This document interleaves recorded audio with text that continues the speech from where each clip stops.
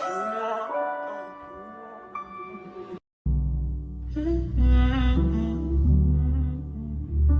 you want love, you're gonna have to go through the pain. If you want love, you're gonna have to learn how to change. If you want trust, you're gonna have to give some away. If you want love, if you want love. If you want love, if you want love, if you want trust,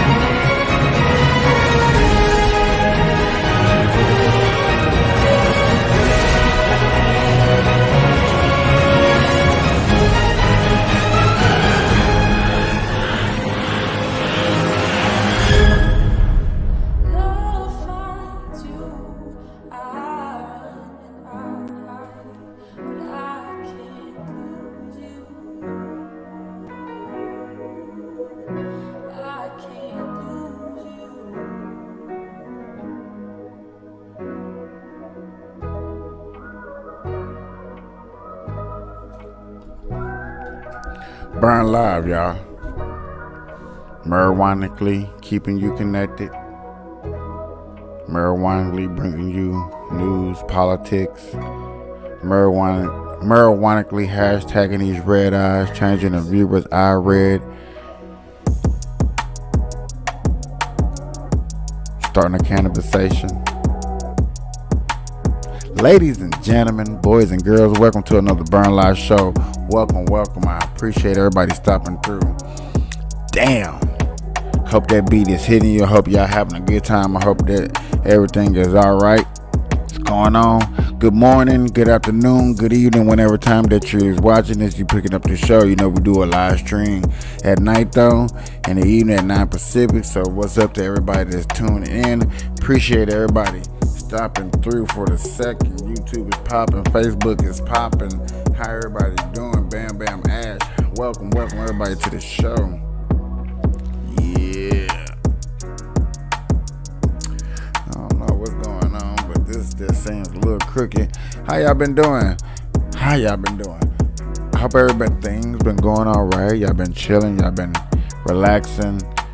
Hope y'all had a good time or not a stressful day. You know, today has been one of those days where I've been very busy. It's been a long time since I've been extremely busy. It's been good to get back in these streets and get busy and getting back into, you know, just working real hard and bringing y'all some good products and good quality and good content. The background, the studio has changed quite a bit. In a minute, we're really gonna be getting this little wider shot scene connected and stuff with you guys and stuff like that. We will be doing that real soon. I hope we can get that. Please hit that like, bells, and all that good stuff. If you like to tune in, I did have all that stuff working on my stream, y'all, but it's still not working. That's okay. We'll get that working. A lot of news has been going on. It's really been going on. I hope that we will be able to get to some of these good stories. Maybe not all of them, but I hope we do get to some of them good stories today. It's been a lot of good stories going on. Also, it's getting hot. Summer is really here. Summer is really here. It's going to be some hot temperatures out there. Please stay dehydrated. Please get some water. Please do what you got to do to stay dehydrated. Oh my God. I think James Harden has just went to the Clippers, y'all.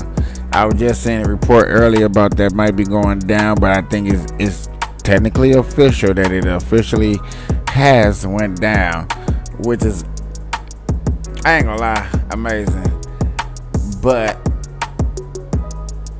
I did have this story I wanted to get into, especially because it was so interesting. Y'all really want to get into it. So hopefully I did leave a mark. I thought I left a mark. Give me 2, 3, 2, 1. It should be right.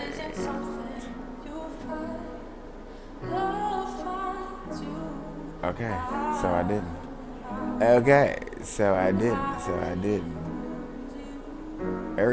Every time, y'all.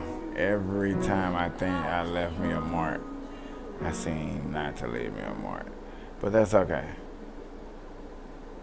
What makes Arcade tight is they have all these sounds for space. You know, it's just a bunch of cool sounds that you can play. Didn't even say I love you.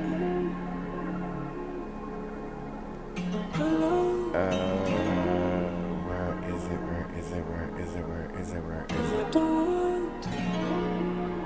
Yo, Bash, you been tripping on them hoes.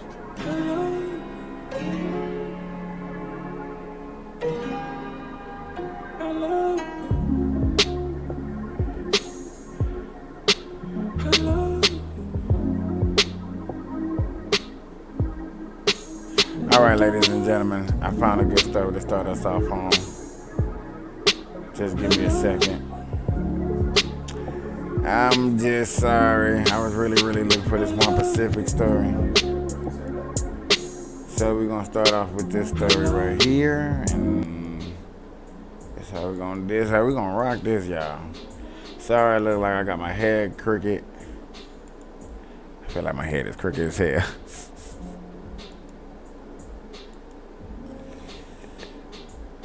And we're gonna do it like this for just 1 second. We about to get into this story, y'all. Let's break it down. Let's listen to it. That all the officers being black, it takes race off the table. Do you agree with that? No, I don't. I think that I understand what the chief was saying, and I think she really handled this situation in a very professional way. She moved swiftly. She ensured that those officers were removed from the department. She took all the necessary steps. But I think race is still on the table. When a culture of policing historically has treated those from different groups differently, even when the individuals are from that same. All right, guys, so we got to talk about what is probably the most disgusting race card being pulled that I've ever seen in my life, okay?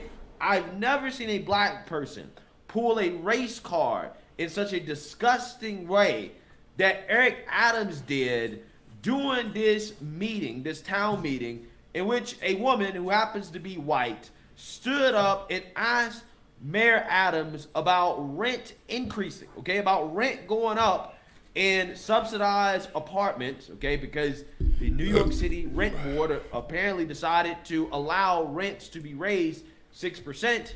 Again, this has led to Mayor Eric Adams getting some backlash.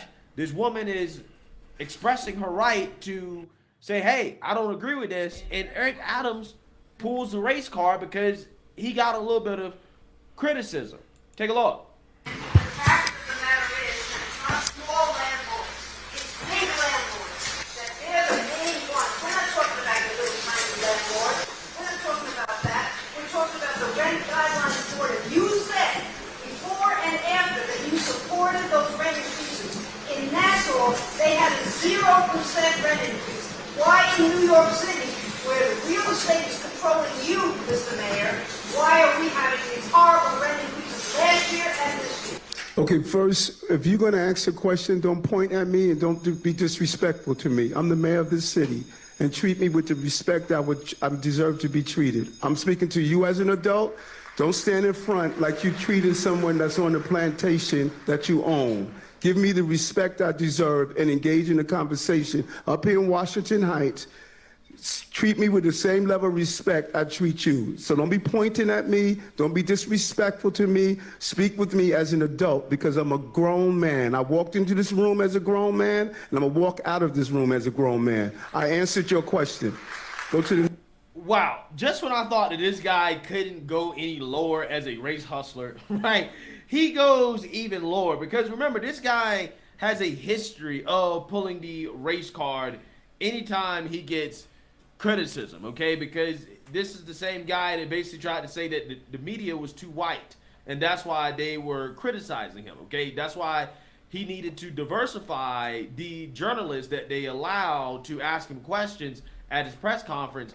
Because again, he's a black man, the journalists are white, and therefore there's racism going on because they're asking him tough questions. Now you have Mayor Adams getting asked a tough question by a citizen because a citizen is calling out the mayor for allegedly supporting these rent increases in the past while saying currently that, well, I ain't got nothing to do with it, right? I have nothing to do with this rent board's decision. Don't blame me, right? He gets pissed because this lady's like, yo, but you said you support this stuff in the past. And he uses that as an excuse to, again, pull what I think is the most disgusting race card that I've heard in a long time, which is to basically compare this woman to a slave owner, right? To try to say that, hey, don't point at me as if you are a plantation owner or something like that, right? Like I'm on your plantation. Again, we all know what this guy is doing here, right? I mean, he's basically trying to use accusations of racism in order to silence his critics, to silence people who are simply questioning him about the fact that their rents are going up. Again, this is so disgusting. And here's the thing that really confuses me about Eric Adams. He'll say some wacky stuff like this, but then, a few weeks later, he'll say something that makes total and complete sense. Like, for example, around Juneteenth, he called out Black Lives Matter for their hypocrisy of not caring about black lives that are being lost in New York City to criminals. Juneteenth was our celebration. I was wondering when Black Lives Matter was gonna pop in there. I was wondering when, you know what I'm saying, the KKK or the guys in the black masks was gonna pop up. That's what I was wondering. I was wondering when they were gonna pop up. I was like, okay, it's not the fact that a person don't want to answer a question. I would have never thought that a person that don't want to answer a question would ever use racism to help them not answer a question. That is weird. That is I guess that's the new movement. That's the new wave that they're on when they're trying to answer questions that they don't want to answer, y'all. And they're going to keep doing this until we stand up and fight for what we need to fight for. Dog, we can't be letting this happen. This right here, man, I was shocked. Of emancipation and the end of slavery. That was one of the most deadliest days in our city. 10 shootings, I think 6 homicides, one 16-year-old boy shot in the head, close range. We have to be honest about this. And you know what's interesting? All those anti-police folks didn't raise their voice at all. If Black Lives Matter when innocent people are shot on our streets. And I'm not going to continue to remain silent. Yeah, so again, this is why this guy is so confusing to me, right? This is the same guy that got caught on tape basically calling white people a racial slur, right? The C word, right? Talking about, I kicked all them C words butts, okay? He was talking about his time in law enforcement, okay? He'll say something crazy like that. He'll cry racism when there's any criticism of him. He'll say the most woke nonsense. But again, every once in a while, he'll say something that actually makes some sense, right? And that is common sense. Again, like the hypocrisy of Black Lives Matter, right? Which Black Lives Matter doesn't really like too much, and he was basically taking a shot at Black Lives Matter after Black Lives Matter came out and protested against him because of the Jordan Neely situation that happened on the subway and some of the other deaths that have been happening on the subway, in which law-abiding citizens are standing up and fighting back against criminals and harassment in the subway, because the criminal justice system definitely won't fight back. But again, this has the woke revolutionaries upset, and they're attacking Eric Adams, calling him a sellout. Take a look. Talk the mayor, bootlicking, out Eric Adams, who's a cop for life, who's a sellout and a traitor to the black tribe in this city, should be put out of the fucking city. We tired. We tired of being slaughtered by the police, by racists. Nobody did nothing to stop that, to negate it, to get him off his neck. He murdered him, and they standing over the body smirking. Man murders a man on a train, chokes him to death. Is that Black Wolf company that's not real, that claim to be real? That look like the logo right there, man. Can I see if I can find it? Man murders a man on a train.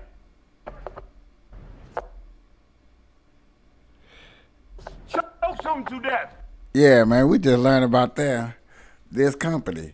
But yeah, understandable. Man murdered somebody, but people stood around and videotape instead of reaching out to help somebody. What's the difference? Blonde-haired, blue-eyed white man choked someone to death. Police arrest him. We don't know if he was in handcuffs or not. Police arrest him and decide within hours that they wouldn't charge him. Did they research him within those hours?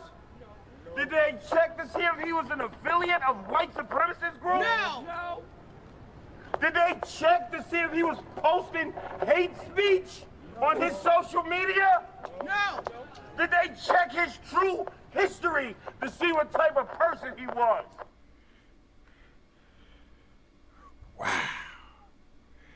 Wow. Now that's all. I mean, ladies and gentlemen, if you don't think this is all that what we need to know, did they check his background, his history? You know, we always want to know everything when it's too late. We never want to know things when it's on time. We always look at situations when they're extremely too late too, man. I don't know, man. I can't watch that because they're just like, we always want the same thing, but we don't want to vote for what we need to do. We all want the same thing, but we don't vote for what we want. So I'm just like, come on, bro. What do we want? What are we fighting for? You get one of those scenarios jumping up. I'm telling you. If y'all don't think that's what we coming to,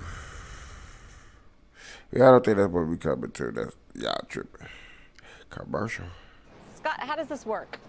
Yeah, so very simply, any investor can go to masterworks.io, I'm create trying an to give me one account, of those backgrounds like that. I want to play this recording for you of President Trump that just came out, and I'm sure you've seen it. And there's a response from the president as well.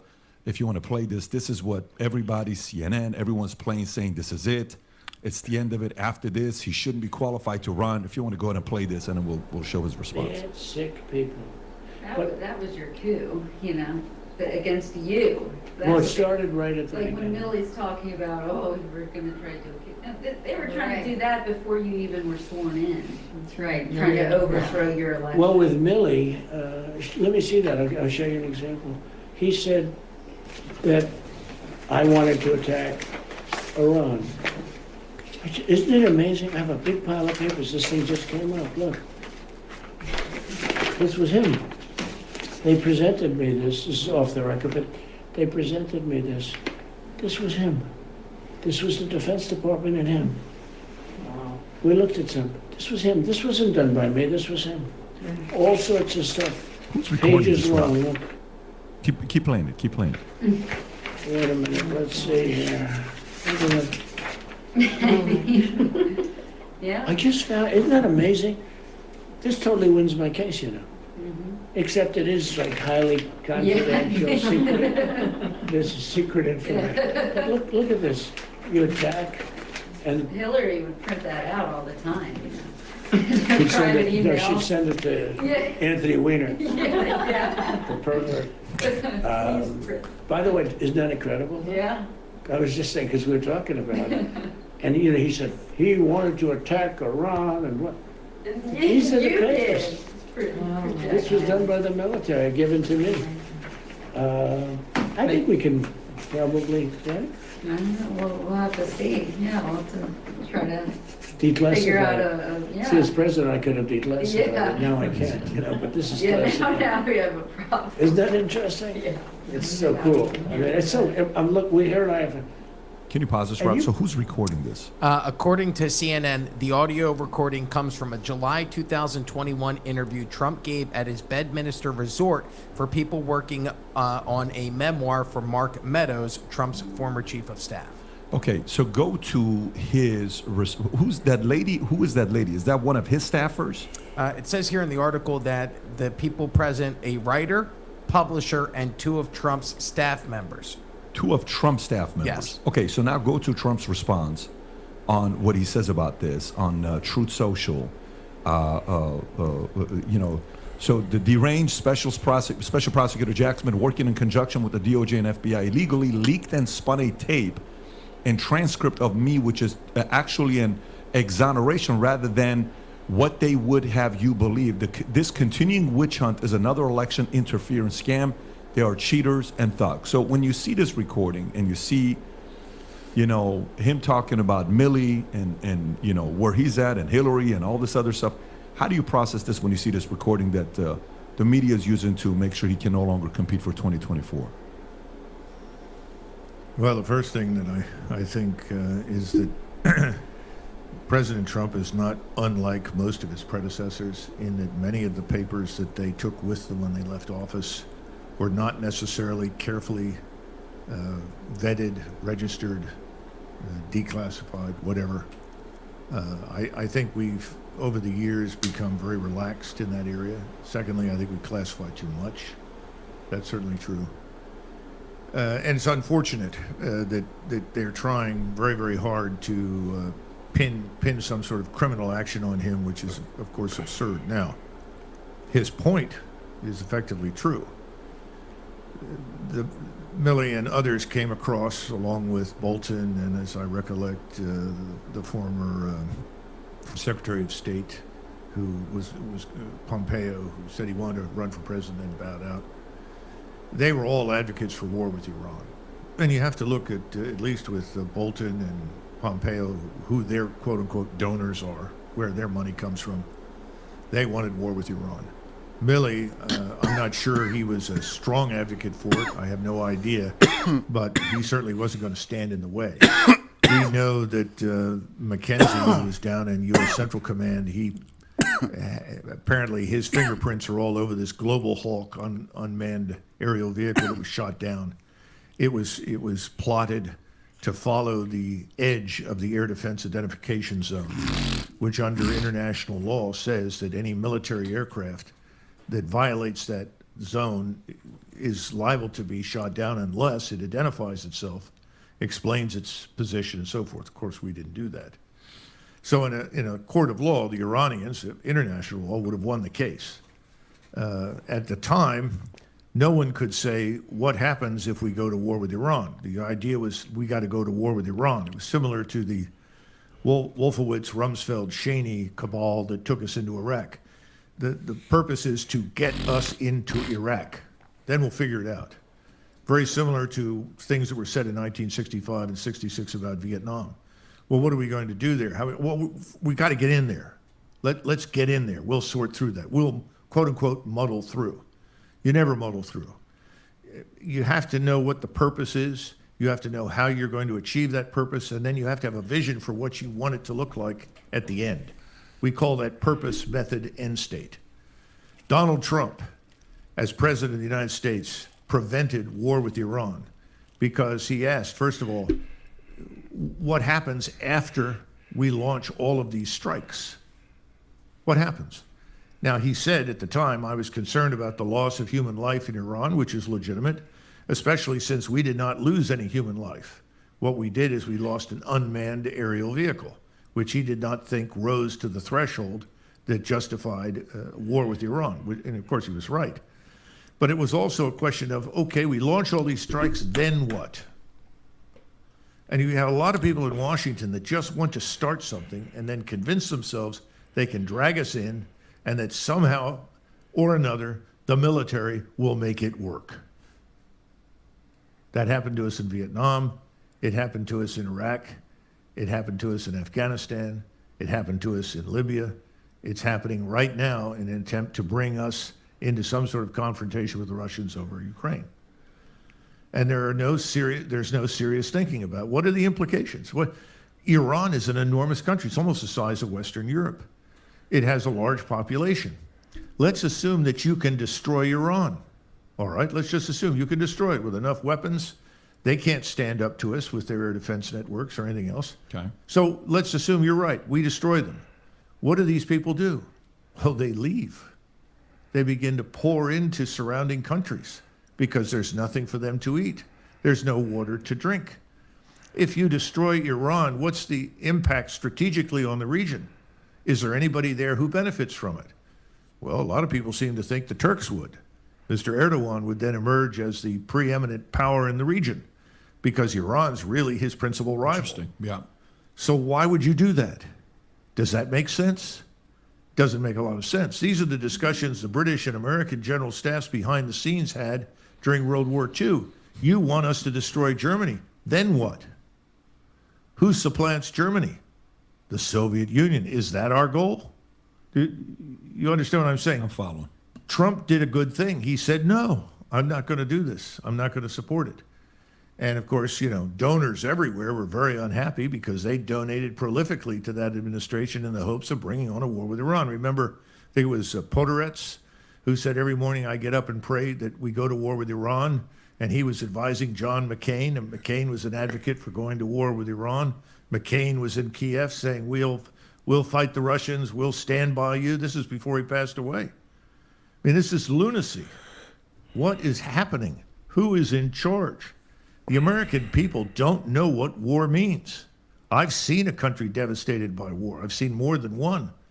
They don't understand that we are no longer in a position of splendid isolation where we can destroy other people's homes without risking the same here. When you start dealing with the Russians and the Chinese, all sorts of potentially bad things can happen. If you think Mexico is our friend, I've news for you. The Mexicans have always sided with whomever was against the United States. So is Venezuela and so is Cuba. Now, you really want to go to war with these people and then have a second front in the Caribbean, in Latin America? Do you want to be dragged into that? No one is thinking. There is no strategic thought. And no one is thinking about the American people. What's in the interest of the American people? You know what's in the interest of the American people? Build prosperity. Recover this economy. Repatriate jobs. Get control of the border. Stop the influx of labor that we can't employ. And if we believe the AI fanatics who are telling us that by 2040 or something, 80% of all the current low-skilled jobs will be replaced by AI. What are we bringing most of these people in to do? That was a lot to take in. That was a lot to soak in. Ladies and gentlemen, boys and girls, if you're not really opening up and paying attention to what was going on, is most wars are funded by somebody. When you go to war, that means money is technically, secretly, conspiracially getting shipped around the United States and other worlds and other countries. You know what I'm saying? That's what war does.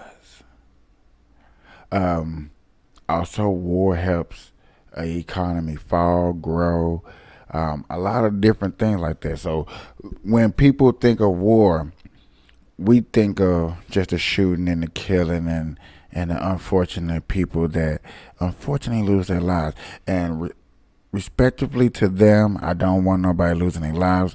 I'm not here to say that we advocate for war, but America always finds somebody who wants to invest into America for them going into war with somebody. Okay? It always have happened. With black people, listen here, check this out. Without war, you wouldn't be free. Like, flat out. We can sit up here and joke and play around with it all you want to, but seriously, without war, you wouldn't be free. Without a lot of war, everybody that was so-called captive in slavery wouldn't be free. So, therefore, you look at a president or you look at a candidate that you put into office, red or blue, it doesn't really matter right now. When you look at a person that's getting put into office who you vote for, you really got to understand who they advocate for.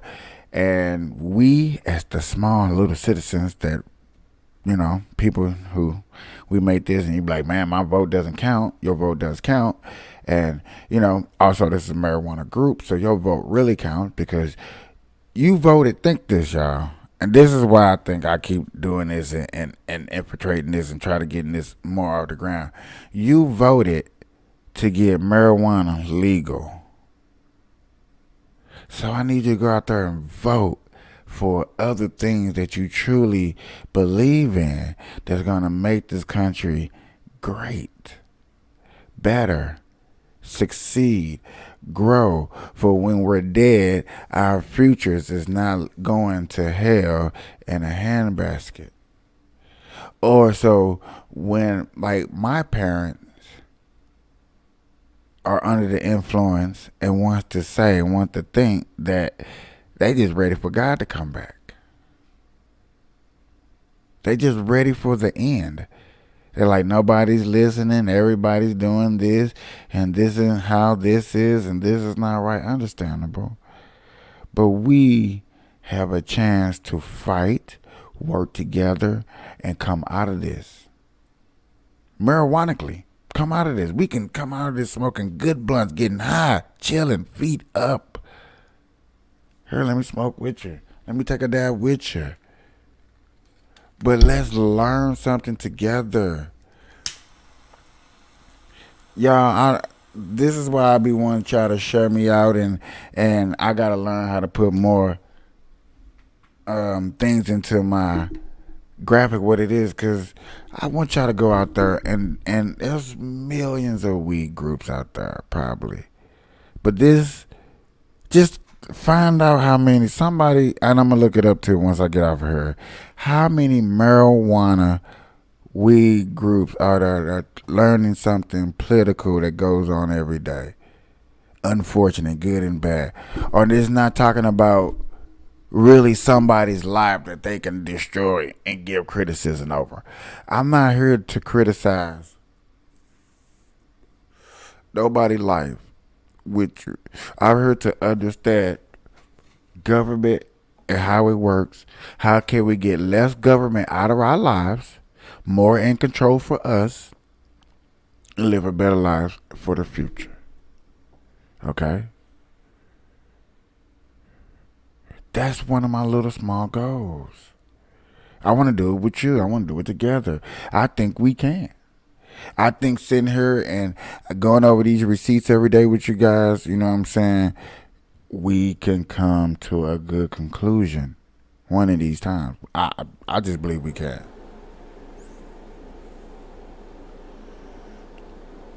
But understand that war begins with somebody at the top. Just like, hey, I need to start a war. I need this to happen. Because there's a rule or there's a law in a country or in a state, in the world somewhere, that they can't do what they want to do. And that's really, I hate to like say that's what most wars be breaking off from, because some leadership guy can't do something somewhere, so you need a cause to happen so you can have the effect if you can do something. That's all a war stimulates from. And on a conspiracy theory or not, let's go back and we can go look at all the wars. It started because of somebody needed something to happen.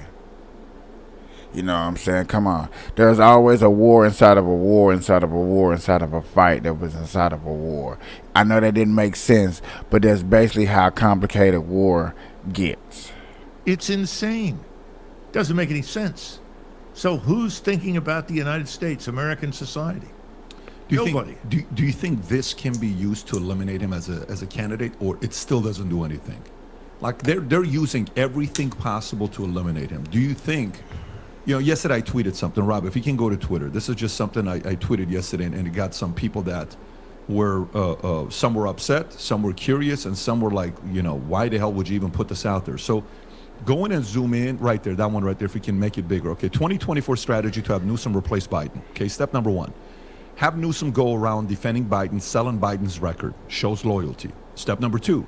Have him constantly attack DeSantis. Dems are convinced Trump will be forced to drop out. Step number 3, if Biden doesn't step down, have mainstream media attack him. It's already happening. ABC, CBS, NBC all went after him starting this week. Step number 4, once Jill Biden notices these endless attacks, have a private meeting with Biden, sharing strategy to save face if he steps down. Step number 1, multiple documentaries showing him as a modern-day FDR. Number 2, massive Simon & Schuster book deal. 3, defend his legacy and be pardoned by Newsom if shit hits the fan. Next one, choose one of few options to step down.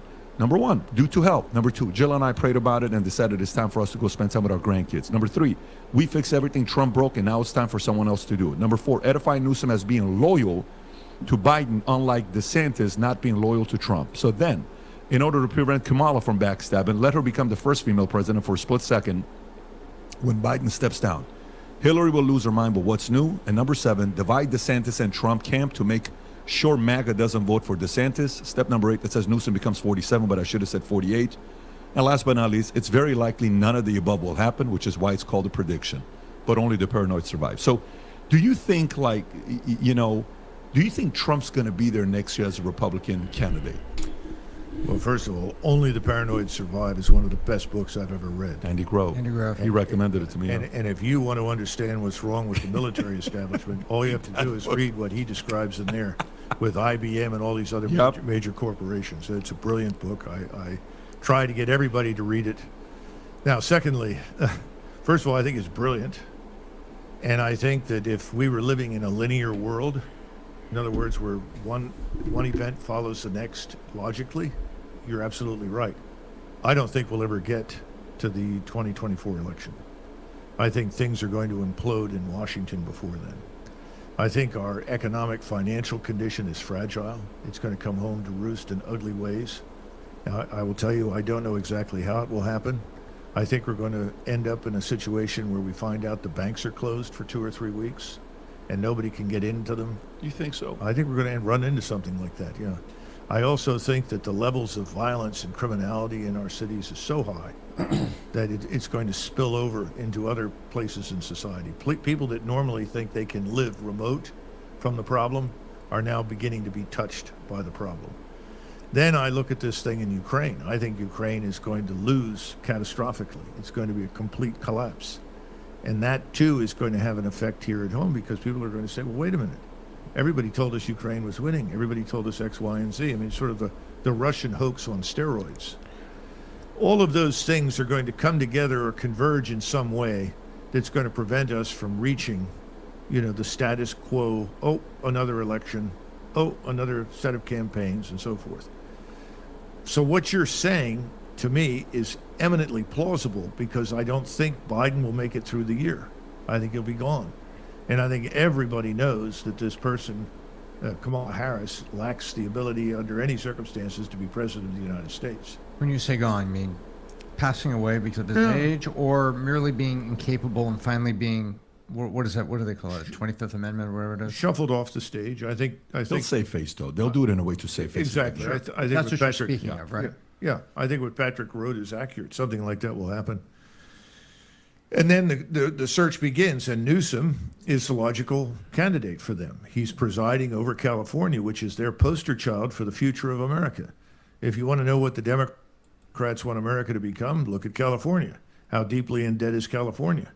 What's the state of affairs in that country of its own? It's a catastrophe. Everyone who can leave that has any talent, ability, or understanding is leaving. Businesses are leaving. No one wants to be there. So what are you going to end up with? A very small minority of very wealthy people and millions of poor people, most of whom don't even consider themselves to be Americans. So that's the dream world for the left, California. Yeah. I don't think we'll tolerate that. So I don't think it'll ever get that far on the. A lot of us be saying the same thing. We just say it in different ways. We all believe that the left wants this world to be where them predators can just run amok. The poor gonna be poor, the rich gonna be rich. I mean, I ain't never ever said it like that, but I always said that I always keep it real, y'all. The predators, them predators gonna prey. And when them predators gonna prey, they always gonna wanna stay. And that's nasty. And that's something that I feel like we don't need. We don't never need, and we shouldn't need it. We shouldn't do it. We shouldn't have to deal with it. We really, really shouldn't.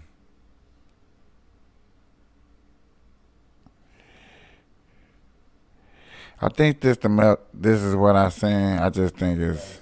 We're just learning now that decisions on the affirmative action cases have come down. We do not know What? what the decisions are just yet, but let's go to Laura Coates for that.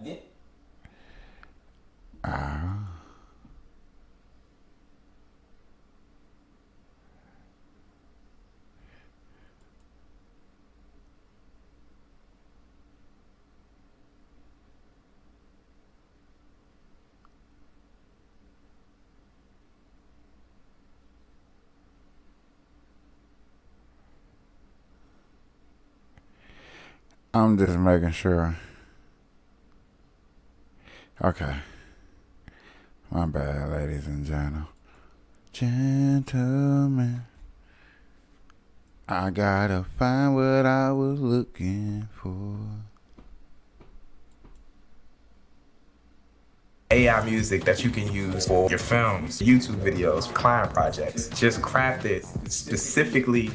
For a moment, because we're just learning now that decisions on the affirmative action cases have come down. We do not know, again, what the decisions are just yet, but let's go to Laura Coates for that. This, I think, Laura, it is safe to say, is the biggest case facing the court that could have the widest reaching implications. That is extraordinarily true, and we are all keenly aware of what the consequences could very well be. We know that we do not truly live in a society where race is never a consideration or a factor or thought of. Black folks, Hispanic folks, step your game up.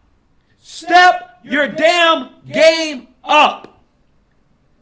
Quit the bitching. Quit the crying. Step your game up. If you don't like the fact that you're getting your ass kicked in college admissions to whites and Asians, then work harder.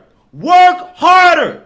Boy, oh boy, oh boy, oh boy, oh boy. The Democrats and the mainstream liberal media, the progressives, the left, they're having a full-blown meltdown right now because the Supreme Court just outlawed racism in college and universities, which, you know, again, apparently we're living in an upside-down world, okay? Remember, the left, the Democrats, liberals, progressives, the race crusaders of America, the people who are supposed to be fighting against systemic racism, right?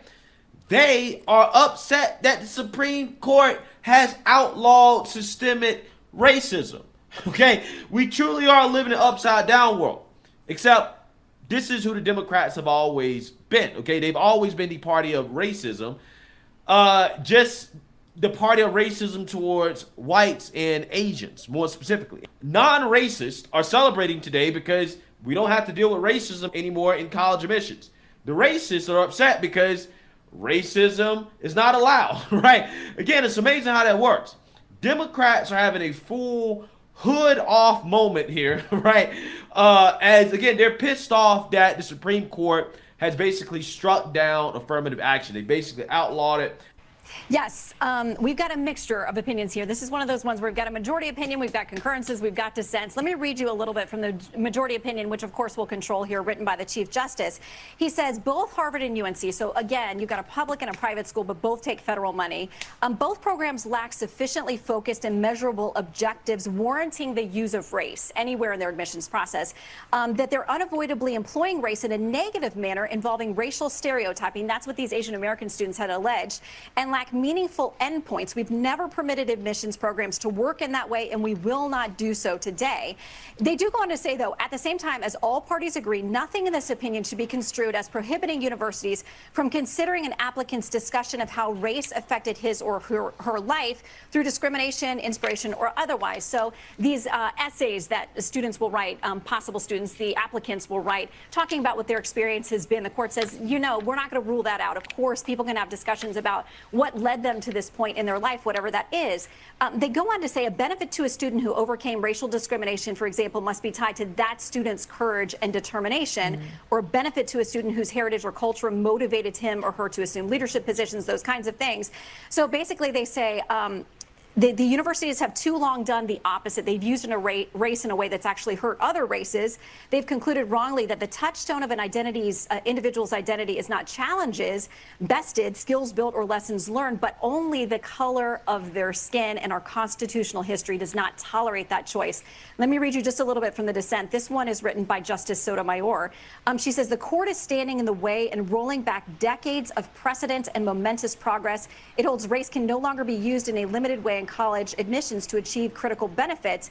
In holding so, the court cements a superficial role of color blindness as a constitutional principle in an endemically segregated society where race has always mattered and continues to matter. So, I cannot wait to hear this from Martin's point of view.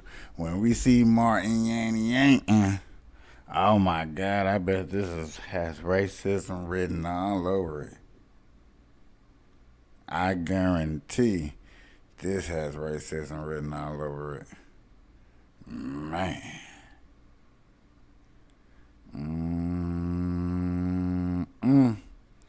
I can hear it now.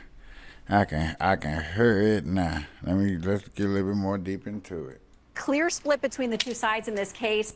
Yeah, so what's interesting about this conservative ruling, I have to mention this because I know a lot of people are going to have an issue with this, and I would love to hear you guys' opinion on this because this is a fascinating part of this ruling. They outlawed it for colleges and universities. However, some aspects of our society that are federally funded can still use it, like, for example, military academies. And the reason why military academies are still allowed to use it is because the Supreme Court says that it is a matter of national security.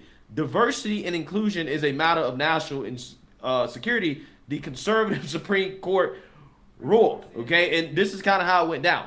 There were 35 generals that wrote a brief to the Supreme Court as they were considering these affirmative action cases, basically arguing that diversity was necessary because you do not want a diverse armed forces but a homogeneous leadership. That is not good for cohesiveness, effectiveness, and readiness of the military, right? That's what they argue. And the conservative Supreme Court said, yeah, you're right, right? It's a matter of national security concern.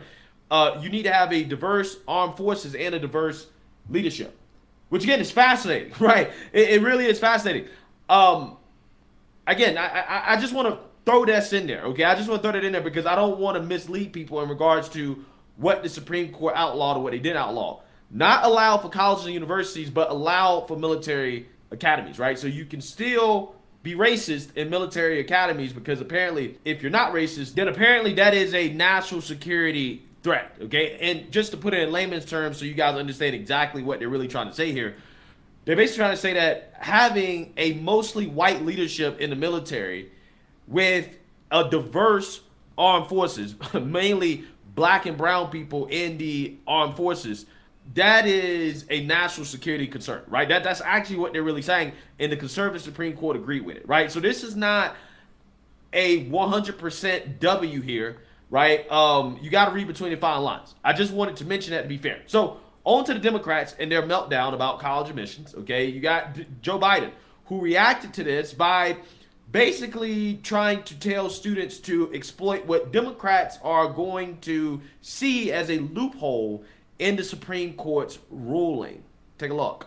Where the student grew up and went to high school.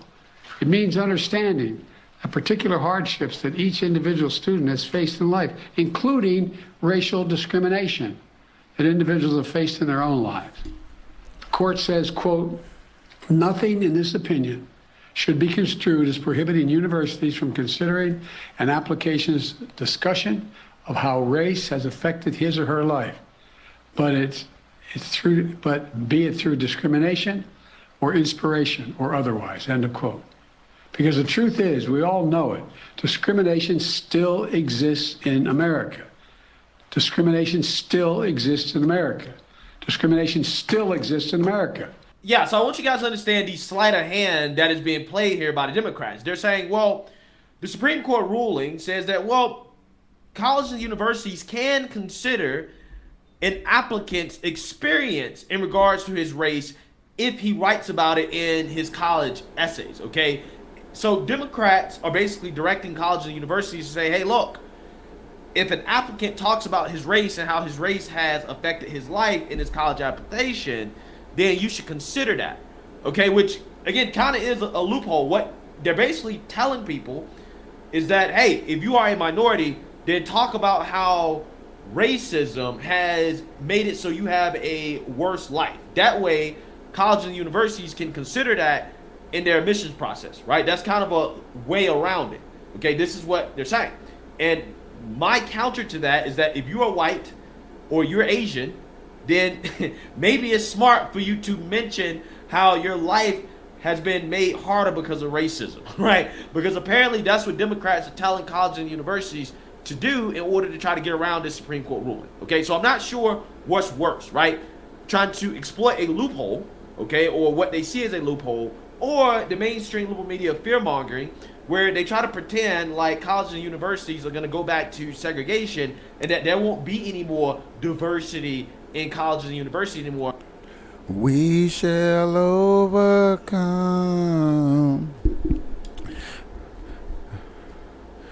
I mean, I don't know. It's already they want black schools and they want white schools. They want this school. They want that school. It's already.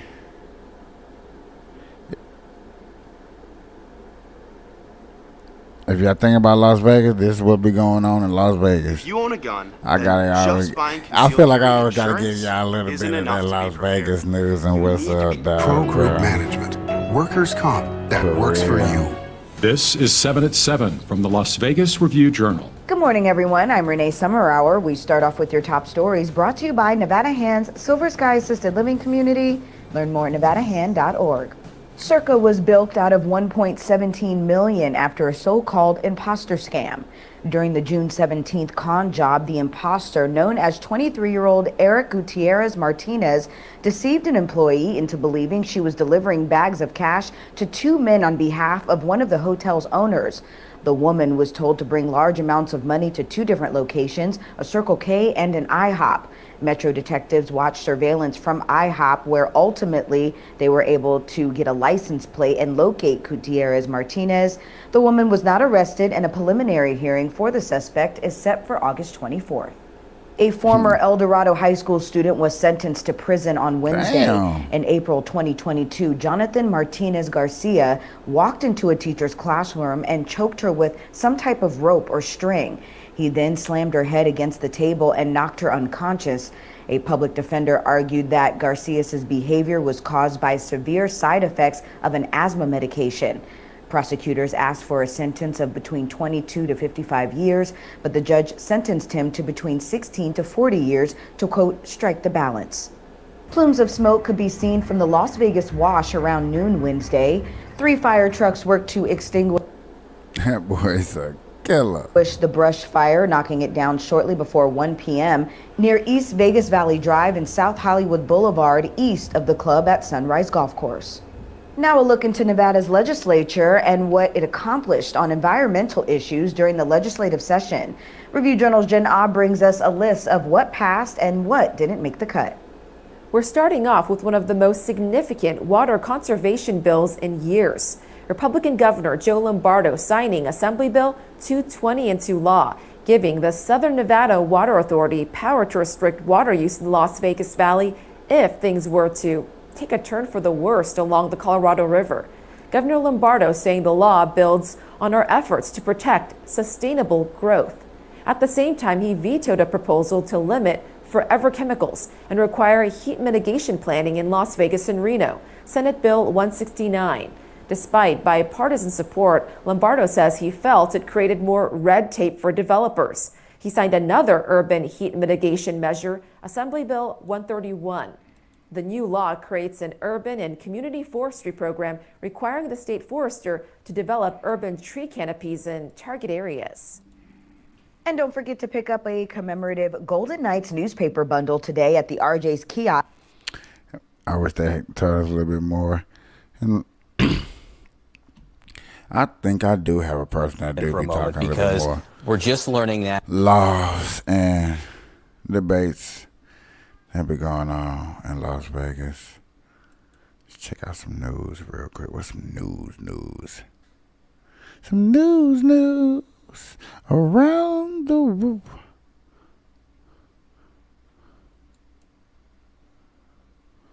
It's 2023. Why are you still using Zoom for your remote recordings when you could be using Riverside? Right. Creating a podcast can take hours and hours for each step, but with Riverside, you can cut that time in half. Riverside gives you the highest quality video and audio quality, up to 4K resolution and 48K. Alvin, a brazen thief is targeting victims in the San Gabriel Valley tonight. At least one incident involving an elderly man is caught on camera. A Good Samaritan who saw what was happening stepped in to stop the crime and is warning others to be on the lookout. KTLA's Mary Beth McDade is live in San Gabriel, where she spoke to the Good Samaritan and relatives of the victim. MB. Yes, that's right. How you guys doing this evening? Yeah, that Good Samaritan tells us that he was simply driving down the street here when he first noticed the woman, and that's because she resembled his mom that only recently passed away. And then all of a sudden he realized, oh my goodness, her husband is being robbed. And that's when he says he pulled over to help. A San Gabriel Valley man's dash camera was rolling when he says he came across this man in the white shirt and white hat trying to steal a gold chain from an elderly Asian man in a mobility scooter. Hey, how you doing? I was heading to the shop and I went in as a robbery. A guy was robbing elder men in a wheelchair, so I stepped in and helped. Tony Trump. Hey, did y'all see? It's the fact of how he looked up at him, like, and walked over to him.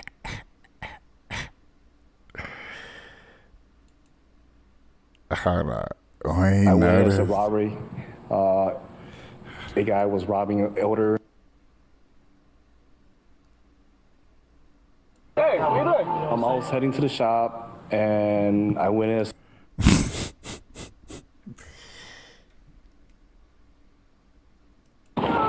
Hey, how you doing? I was heading to the shop. Right there. Right there is where he knew. He was like, damn. I'm like, man, what's he looking at? Yeah, he recorded. That second look up, y'all. Look at that. That boy had the most guiltiest look on his face. I wish. They lucky. I don't know how to zoom in.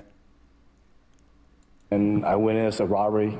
A guy was robbing elder men in a wheelchair, so I stepped in and helped. Tony Trong was driving down Valley Boulevard near Walnut Street in San Gabriel to his El Monte car detail business around 4 p.m. when he says it took a minute to process what he was seeing. I saw a older Asian lady, which reminds me of my mom, which just passed about 4 months ago. And then just so happened, the more I was looking at her, I saw her husband in the back getting robbed. Trong says he pulled over to help. Are you okay? Hey, what the you doing? The guy was trying to snatch the gold chain off the victim. And I got out the car and ran over to help.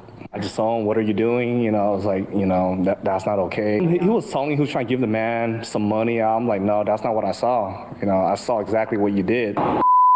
He tells us with that, the man took off in a white SUV with Nevada plates and had a female passenger. I don't consider myself a hero. I was just doing what anybody would do. I'm just tired. That boy is finna go to the pawn shop. That's crazy. He's finna go to the pawn shop, y'all. He finna go to the pawn shop, dog. Y'all better understand. People like, y'all got all these other states, man. Y'all don't know how beautiful y'all have it in them states that y'all in. Y'all better stay in them states that y'all in and chill and have a good time. Niggas is pulling chains off of pulling chains. Uh-oh. You hear a lot of people talk about Commercial. and they've done Everybody donate a $1. all the same stuff for Just less find with 15 tools from people, Harbor 16 Freight. people to Maybe donate they'll $1 so we can get As this. Fox 59 continues to follow the situation involving an Indiana State Police trooper injured in a crash this evening in critical condition tonight at the hospital. This happened at I-70 in Ronald Reagan, where you still see a large police presence in these live pictures tonight. Police confirmed this all started with a pursuit of a stolen vehicle. State police told us earlier that the trooper was struck while deploying stop sticks. A trooper attempted to deploy stop sticks to help terminate the pursuit. During that time, he was struck. The suspect vehicle did crash. All occupants of the suspect vehicle were transported to local hospitals, and the trooper was transported to Eskenazi in critical condition.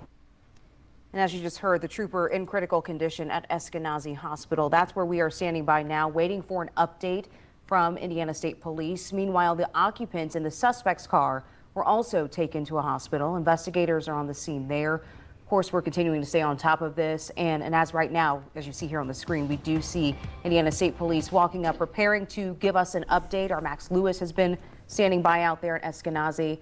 Here we are with State Police coming to address the media now. Ready? Come on up. Yeah. We're going to have the superintendent probably stand right up there. So you're going to have everybody standing right here? We're state police, including superintendent. Hey, guys. Yeah, so we are just, I don't know if you guys can hear me. We're waiting for Superintendent Doug Carter of the Indiana State Police. He's going to come up here. So real quick, I'm Captain Ron Gallivis. I'm the Chief Public Information Officer for the State Police. I'm going to introduce Superintendent Doug Carter. The superintendent is going to give you an update as to the events which unfolded here just over the last couple of hours. So with that, Superintendent Doug Carter. Thank you. Thanks everybody for being here. Here we are again. Here we are again.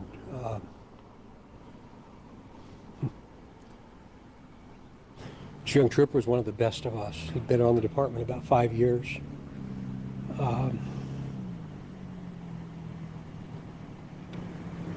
But he didn't survive tonight.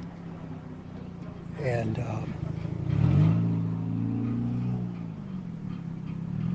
I'm sorry, as you know, I'm normally not without words, but I'm not really sure what to say other than the sadness continues to follow us.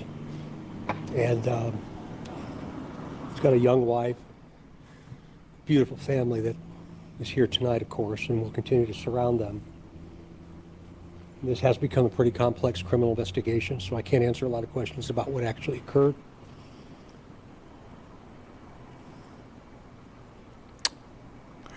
Yep. Stop. I would have stopped filming right there. You can't do what? You can't answer no question. I'm out of here. Can't do my job. You know what I mean? Y'all be like, boy, you mean as hell. I know I can hear y'all thinking. You mean as hell. That boy started right in the middle.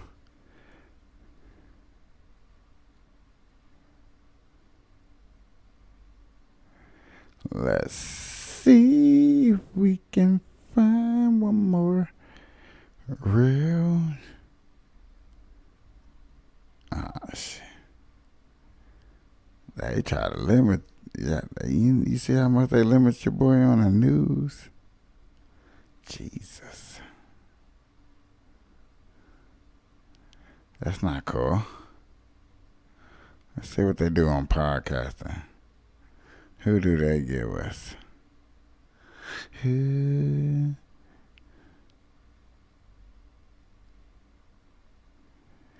Oh, yeah. Ice Cube did go. 9 hours ago. We might have to say that for tomorrow. We're going to have to look at that and say that for tomorrow.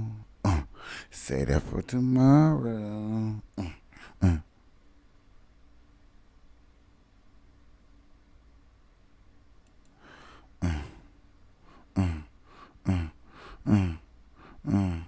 Yeah. So, let's see what I'm being investigating now. Yeah, it's been a good night. Been a chill night. We got to see some things, lots of things, few things, couple extra things. Things going on. We divided over here. Hope y'all have a good night, good morning, good afternoon. Every time you're watching this, hope you learn something. Hope y'all tune into the next show. Peace.